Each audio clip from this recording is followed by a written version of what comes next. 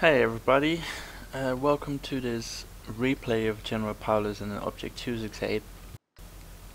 It is a good match, but I'm mainly interested in seeing what the Object 268 can do and what kind of beast it still is, because I believe it was kind of nerfed a while ago, as well as with the tank destroying nerfs, as well as with 268 being a bit nerfed.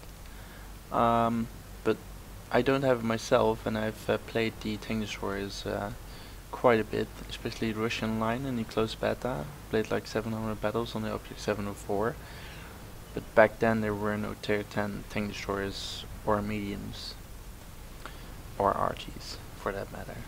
I just speeded up the replay a little bit because that was the boring part. So let's get to the rest of the battle. It is Encounter Prokhorovka. GeneralPaulus is going to a spot I do like as well. Especially when you see that there's one medium being at the 8 line and one medium of the enemy team, of course, being in the middle. So there's not much mediums in the possibility of spotting GeneralPaulus anytime soon. So there's the FV, but he didn't come up far enough to shoot him or spot him. And he just takes a shot at a very risky T57. That guy was taking too much risk trying to go for the IS-8 of the team from GeneralPaulus. That just didn't even notice somebody was looking at them probably.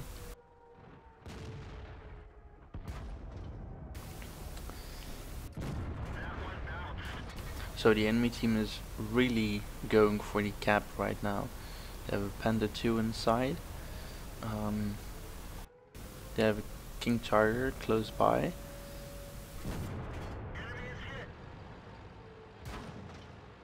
And now GeneralPaulus got spotted. He has to back off a little bit. There's a RT on each side, so he has to watch out. And he is kind of taking a risk by going straight back up and going into the same position again.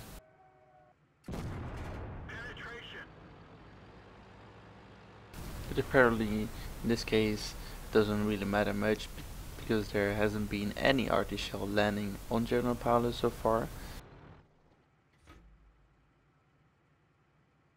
And right now they kind of stopped the cap and they are capping themselves. So there's a T-32 of his team in a cap as we speak.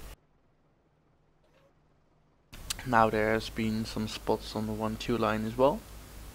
And his team is of course not still camping in the back of the force. And some more new spots on the other side of the hill.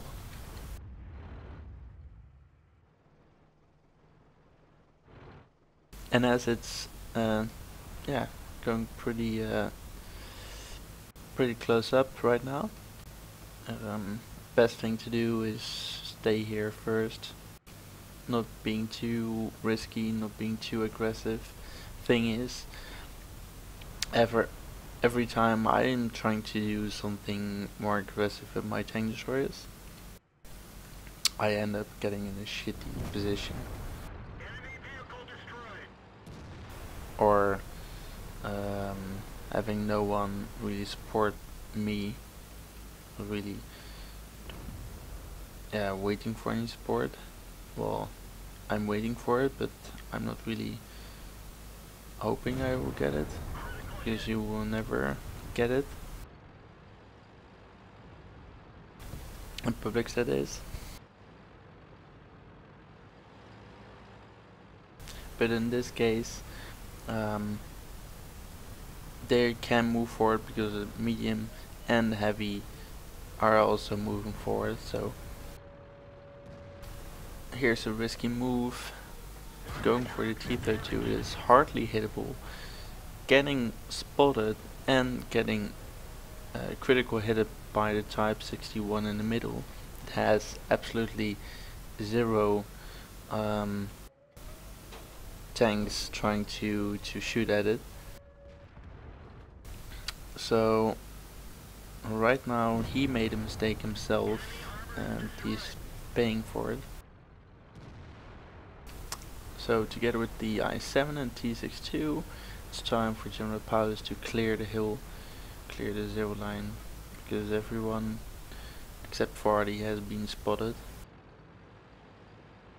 It's time for them to work this.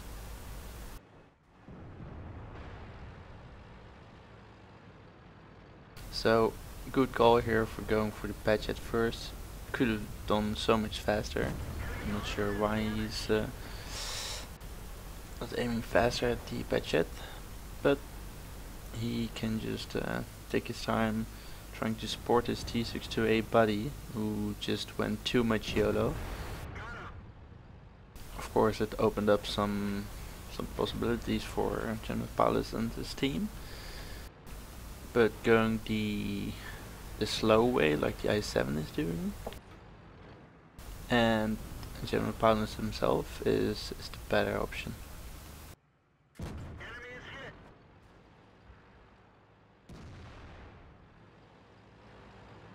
And they're just slowly killing these last three guys. And the E100 really doesn't really have a clue that his frontal turret is pretty strong, but by turning it he got himself killed. But here is a mistake from GeneralPaulus. He should have gone in, could have just taken him with one shot, but he wasted too much time on trying to aim at the guy. It was not really popping up that much, and he hit the ground. Now he only got a damaging kill for 100. Could have done a firing kill for 850. So I'll speed forward a little bit, because he's going to search for RT. RT is obviously on the 6th line, they mostly are. And he is on the other side of the tracks. Considering it's a British tank or British RT, it's not that strange, because they have a high arc. And now there's only 2 left. And GeneralPaulus is going for the M48 or M46. Misses, so he just has to go in.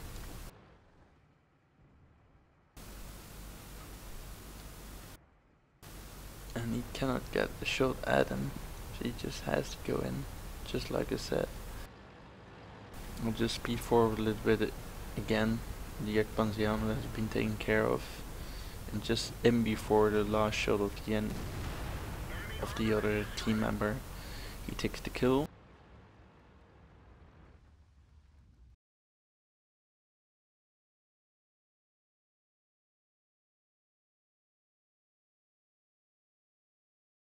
So, match details. Mastery badge, some new stickers. I'm not sure what they are, except for the one with the fist weapon thingy. So he did more damage than his own HP. That's not so weird. He did get Top Gun, high caliber, without premium, 1226 experience. Not bad.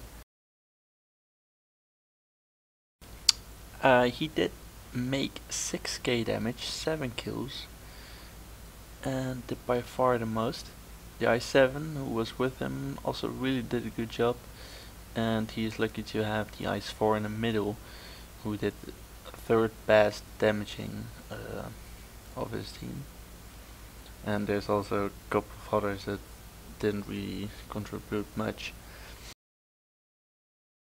Looking at the enemy team, the M46 Patton did a lot,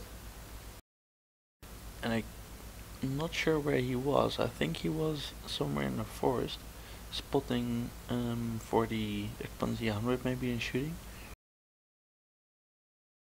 And of course the patch it in Type 61.